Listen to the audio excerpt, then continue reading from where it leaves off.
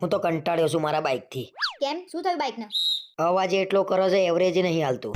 અને સાધન સારું ના હોય ને એટલે ચલાવવાની ના મજા આવે. હા તો નવું લેવું હોય તો નવું લઈ લો. કયું લઉં? બુલેટ લેવાની ઈચ્છા છે મારી. શું બોલ્યા તમે? સંભળાયું નહીં મને. એમ કહું છું, બુલેટ લેવાની ઈચ્છા છે મારી.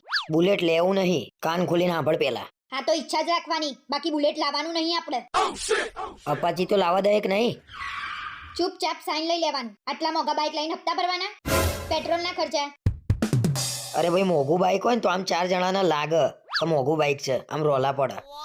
હવે રોલા પાડવાની જગ્યાએ તમારા શરીર ઉપર ગોબા પડી જશે. મારા શરીર ઉપર કેમ ના ગોબા પડી જશે? તમે મોંઘું બાઇક લાવો હપ્તેથી, પછી હપ્તા ના ભરો એટલે મારા હાથેથી તમારા શરીર ઉપર કેવા ગોબા પડે. એટલે ટૂંકમાં હું બજારમાં પૈસા વાળો લાગુ એ તને ગમતું નહીં એમ ને? પૈસા વાળા હોય ને એમને બતાવવાની જરૂર ના પડે કે હું પૈસા વાળો છું એમ. તો પછી લોકોને કેમ નહીં ખબર પડે કે આ પૈસા વાળો છે એમ?